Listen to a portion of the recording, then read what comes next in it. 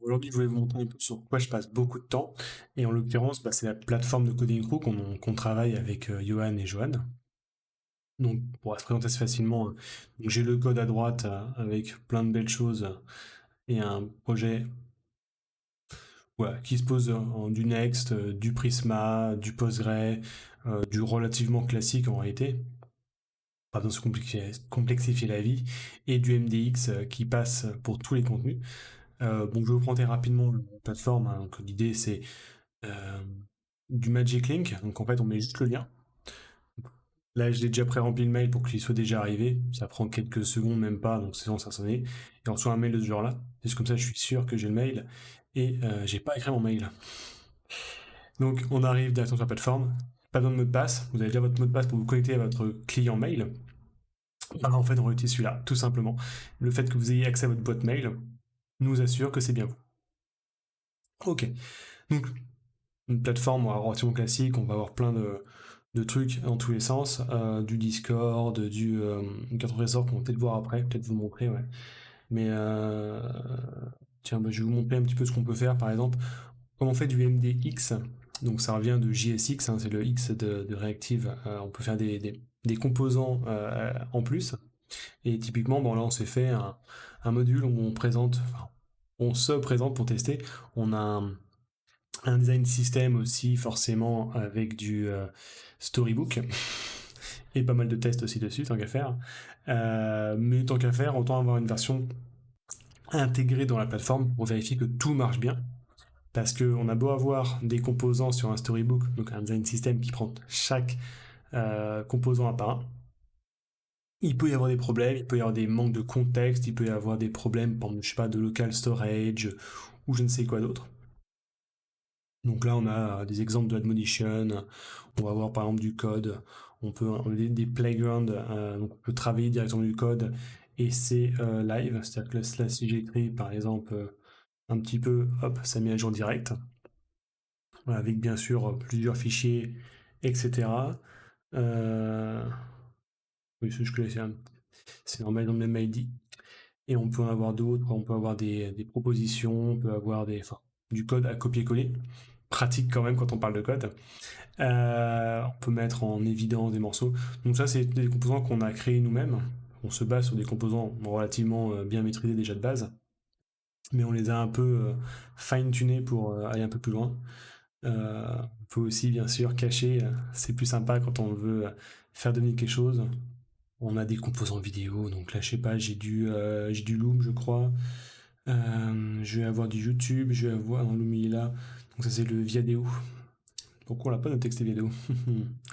On a des petits quiz. Bon, là, si j'actualise, ça fait 4. Ouais, super.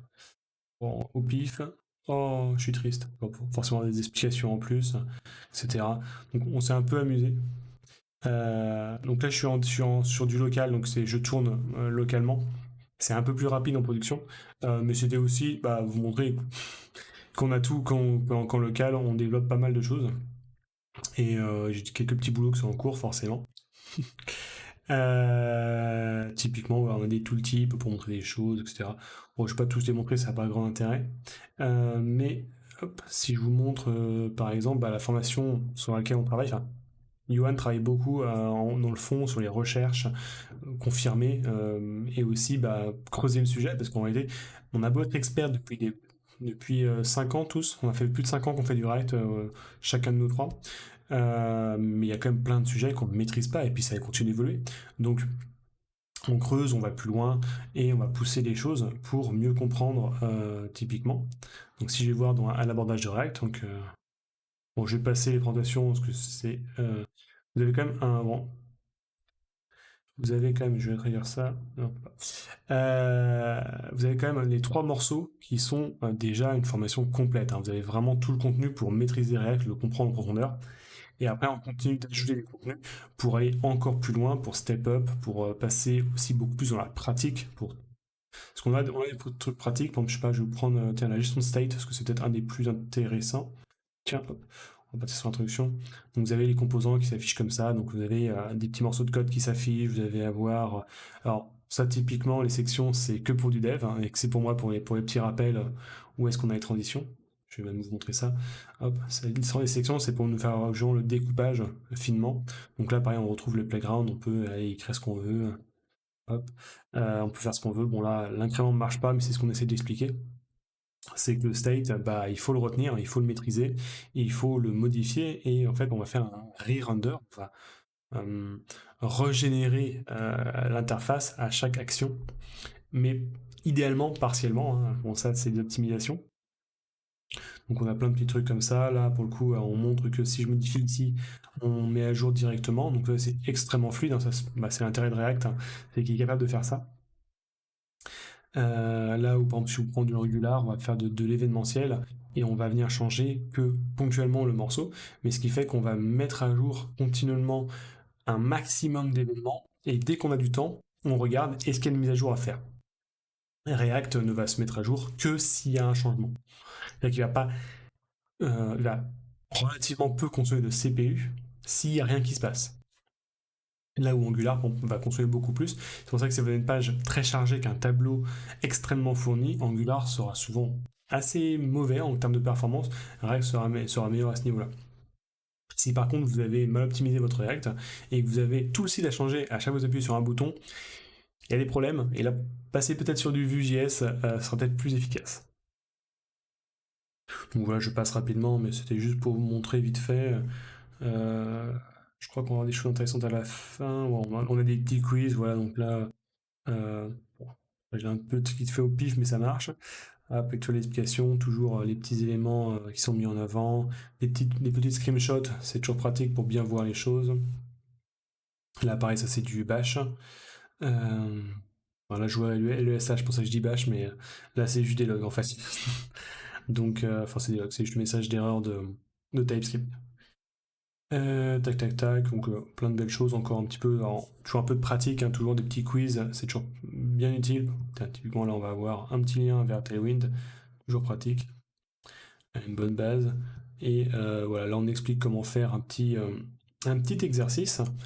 Et comme on a pas mal de petites choses, hein, c'est pratique comme ça de pouvoir venir picorer, parce que quand on a un cours complet, bah, on fait rarement tout de A à Z, hein. C'est assez rare. Donc pouvoir picorer, c'est pratique. Le mode texte, pour ça, est super utile, parce qu'on peut venir rechercher l'élément qu'on souhaite. Et typiquement, il y a quand même un truc pour lequel la vidéo est quand même extrêmement bien, c'est les solutions. Et typiquement, bah là, il vous montre, enfin là c'est Johan qui prend la main et qui vous montre comment corriger, enfin comment faire l'exercice de bout en bout, en prenant son petit IDE et en vous montrant morceau par morceau, en m'expliquant le pourquoi du comment et en reprenant en fait le cours qu'on vient de voir. Donc si je passe à la suite, par exemple, ça va être les use effects, j'imagine. C'est vraiment qu'on l'a écrit, donc hop. Oui, enfin si on l'a revu, il retient un peu de temps parce que un des gros avantages, mais aussi une grosse contrainte pour nous, c'est qu'on veut maintenir ce cours pour être à jour. C'est-à-dire qu'on est déjà en avance par rapport à la prochaine version de React. On a déjà tous les changements qui sont prêts et on veut justement se maintenir totalement à l'heure. Donc on fait aussi les petits rappels. Attention, là ça marchait en React 16, là ça ne marche pas en React 18. Les petites optimisations, etc. Et comprendre aussi pourquoi ça évolue comme dans ce sens-là. Donc quand il y a besoin, on va en profondeur pour expliquer oui, ici, avant, il y avait besoin d'optimisation sur les effects, et ben il n'y en a plus forcément besoin. Donc là, pareil, on va retrouver des petites choses. Euh, donc là, pareil, bon, je vais pas vous faire tout le cours non plus, mais typiquement, on a eu pas mal de petites choses comme ça. Donc là, vous avez des petites sources qui vont bien aussi. Quand tu as une image qui est utile, on la référence, on va pas réinventer non plus la roue. Donc là, j'ai pas été très bon, j'ai fait une erreur. Merci les tests. Quelques petits rappels comme ça. Si je vais vous montrer, par exemple, ce qu'on donne à toutes les personnes qui arrivent sur la plateforme, que ce soit en payant le cours pour avoir accès au cours de React, parce qu'on est quand même payant, il y a quand même des centaines et des centaines d'heures. Je crois qu'on a dépassé chacun le millier d'heures, hein, donc on y a mis pas mal de choses. Si je vous montre ce qu'on donne gratuitement, c'est l'introduction à TypeScript. Alors, c'est vraiment un cours TypeScript qui est assez complet et qu'on a rajouté dernièrement d'ailleurs un nouveau chapitre, typiquement sur les configurations de TypeScript. Mais on va expliquer, par exemple, je prends les opérateurs. Donc à chaque fois, là, il reprend là où je me suis arrêté la dernière fois. Donc forcément, quand j'ai plein de tests, j'ai tendance à souvent réinitialiser, mais pas toujours. Donc ce genre de petites choses où justement on va expliquer bon voilà comment on fait pour typer. Donc les opérateurs ça peut être enfin le type. Là c'est un type concret qui va être de soit le string red, soit le string blue, soit le string green. Oula, pas facile. Et donc pour on peut avoir que ces trois valeurs. Et le gros avantage de TypeScript, moi actuellement je le fais sur tous mes projets, c'est que en fait ça vous remonte les erreurs directement. Un exemple concret, par exemple. Il y a un mois de ça, j'ai fait un test technique où justement on me demandait de remonter les erreurs de l'application. 80% des erreurs, c'était en fait j'aurais mis TypeScript, ces 80% d'erreurs n'existeraient même pas. Voilà, c'est simple, parce que les erreurs sont remontées dès qu'on code. C'est pas, on fait pas, on lance pas l'application pour voir qu'il y a une erreur, ça c'est du JavaScript. En TypeScript, c'est remonté au plus tôt. Là, on vous prévient, attention, là il y a un problème, là il y a un problème, là il y a un problème. Et le paradigme est beaucoup plus différent. C'est même pas de l'autocomplétion, parce qu'on a aussi l'autocomplétion qui est facilitée avec TypeScript, mais c'est vraiment la vérification d'erreurs, de cohérence qui est fait le plus tôt possible dès l'environnement de développement. Moi, là, je suis sur VSC, donc Visual Studio Code, mais ça pourrait être n'importe quoi d'autre. Et puis je disais que je vais peut-être vous montrer le coffre au trésor qui, parce qu'après, on va avoir d'autres choses, hein, FAQ et support, je pense pas que ce soit super intéressant non plus. C'est plus des éléments globaux. Alors, on s'est amusé à faire un petit coffre. En fait, c'est quoi? C'est toutes les petites astuces qu'on voit, qu'on s'amuse et qu'on rajoute. On a bien sûr de la recherche. Alors, c'est pas la recherche uniquement sur le nom, il y a aussi des mots-clés derrière, etc. C'est pour ça que ça peut remonter. Typiquement, on peut voir que là, j'ai des éléments qui sont que pour le dev. C'est pratique pour les tests. Typiquement, voir qu'on a des trucs qui sont prévus pour plus tard. Bon, là, il n'y en a aucun autre. Et on va aussi avoir avec une date spécifique ou juste pour plus tard. Mais bref, ça, c'est pas vraiment intéressant. C'est vrai que le type d'URI, tu vas reprendre le boundary, celui que j'ai commencé à chercher à l'instant. Typiquement, voilà, c'est expliquer comment ça marche un error boundary. Beaucoup de frameworks le gèrent par eux-mêmes, mais quand on a besoin de le faire, par exemple avec Vue.js, qui ne le gère pas forcément directement, c'est l'un des seuls cas où la classe est utile en React.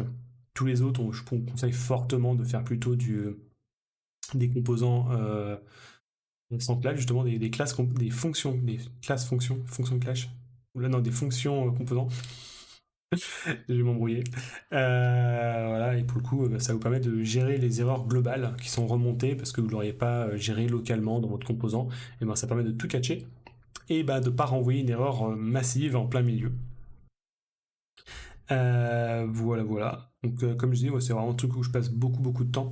Et si j'avais préparé comme la page, comme je disais, on offre gratuitement donc la partie TypeScript.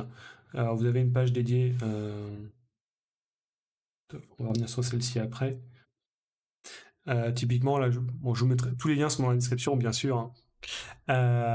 Et donc là, c'est typiquement, on a une vidéo d'introduction. Alors, peut-être couper le son quand même parce que, hop.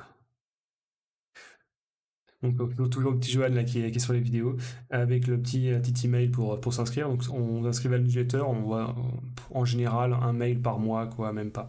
On explique tranquille les gens, mais c'est pas du tout le but de flouder. Au contraire, c'est plutôt vous prévenir s'il y a des changements, s'il y a des mises à jour, s'il y a des. On essaie de regrouper ça et pas faire à chaque fois qu'on fait un déploiement, parce que si on fait un déploiement par semaine, vous êtes un peu harcelé. Donc c'est pas le but du tout. Donc, tiens, là, il manque d'ailleurs le cours qu'on a racheté. Ça, faudra qu'on le rajoute. Et pareil, on va montrer des choses. Ce qui peut quand même être intéressant, c'est que je vais vous reprendre la page d'avant, qui était la page de présentation du cours en lui-même. Donc, présentation du cours React. Donc, on a pas mal de contenu. On a le module 4 qui a bien commencé. On a déjà quelques éléments qui sont faits et publiés. Mais ce qui est super intéressant, c'est les workshops qu'on a mis en place. On s'est beaucoup amusé, c'est des dizaines d'heures, voire des centaines d'heures pour certains. Johan s'est particulièrement déchaîné dessus, et on s'est bien amusé à les tester et à les peaufiner un petit peu. Donc tout est prêt, hein, les images sont prêtes, les machins, etc. Il y a des blocs à refaire, il y a des logiques à pousser. Et si vous n'y arrivez pas, de toute façon, il y a Johan qui vous a fait des vidéos pour vous expliquer comment faire chaque étape pour arriver à ce résultat-là. Donc là, vous en avez un, là, vous en avez un autre. Donc le premier, c'est un memory. Celui-là, c'est on essaie, enfin, vous avez une équipe de pilleurs, de pirates qui ont pillé un peu toutes les mers, et il faut référencer tous les trésors qu'ils ont fait pour voir un petit peu où en est l'état de votre trésor. Alors, il n'est pas précisé que quelqu'un peut piocher dans votre trésor derrière, mais ça c'est à vous de voir pour l'amélioration, pour les évolutions futures. Donc forcément une petite démo là, de la plateforme que je vous ai montré à l'instant. Alors d'ailleurs, grand merci à tous ceux qui nous ont fait des retours et qui ont accepté qu'on publie aussi leurs retours, leurs avis. Super important pour nous, c'est vrai que c'est super. On a eu beaucoup de retours positifs, donc vraiment grand merci. Tout le monde n'accepte pas forcément d'être publié, ce qui est respectable, enfin ce qui est totalement respecté, hein. Mais grand merci à ceux qui l'acceptent. Ça vraiment c'est un grand plus pour nous. Tiens, ma petite tête là. Donc là vous êtes toute l'équipe. Ouais, ça fait peur. Et forcément le prix qui va bien. Et comme je vous rappelle, puis là, pour le coup, là, vous avez le dernier rappel qui est aussi la même chose que pour TypeScript qu'on a vu à l'instant. Vous pouvez à partir d'ici vous inscrire aussi pour avoir accès au code TypeScript, tester notre plume, parce que peut-être que en fait, la manière d'écrire ne vous convient pas, et aussi tester la plateforme, parce que de la même manière, la plateforme n'est peut-être pas forcément bien fluide, pas forcément adaptée à vous. Et puis, si vous avez ce genre de problème, n'hésitez pas à nous prévenir, qu'on puisse améliorer les choses. Nous, plus on a de retour, plus on peut optimiser en fonction du ressenti de chacun. On n'a pas tous les mêmes affinités. Nous-mêmes, on a des manières. Moi, très clairement, j'aurais tout en Markdown, ça m'irait très très bien et ça marcherait, hein. Mais c'est vrai qu'avoir des petits composants visuels, c'est comme des petits quiz, les petits machins, c'est quand même bien pratique. Si je vais vous en prendre un, on s'est bien marré, on en a plusieurs comme ça, mais je sais qu'il y en a un dans les cas de test. Et je vais finir là-dessus. Si je vous prends les jeux, là, ça c'est un truc que Johan nous a fait. C'est typiquement, ça c'est un truc qui a été fait pour le module 4. On en a plusieurs comme de ce genre-là, mais ils sont assez géniaux. Donc là, on a un petit chronomètre. D'accord. Donc là, je peux réinitialiser, là, je peux stopper, remettre à zéro. Laquelle est la meilleure implémentation selon vous? Donc moi, par exemple, si je prends celle-ci, hop. Oui, bravo! Et pareil, là, enfin, bon, ouais. Vous allez avoir un autre après, vous avez une petite suite comme ça. Donc comment on fait un bouton de load qui puisse changer d'état et je peux retélécharger, donc downloading et downloaded, ça a été téléchargé. Donc qu'est-ce qui serait le plus stable? Bon, clairement pour moi c'est celui-là, hop, etc., etc. Et donc vous en avez plusieurs comme ça, vous en avez 5 et ça vous donne le résultat à la fin. Ce genre de petits composants, c'est vrai que c'est quand même, enfin voilà, le petit côté sexy, moi j'adore, mais je vous laisserai vous faire votre avis. Et puis, bah, de toute façon, c'était juste pour vous présenter où est-ce que je passe beaucoup de temps et pourquoi je passe beaucoup de temps aussi. Et bah, je vous dis à la prochaine et puis à une prochaine vidéo. Salut!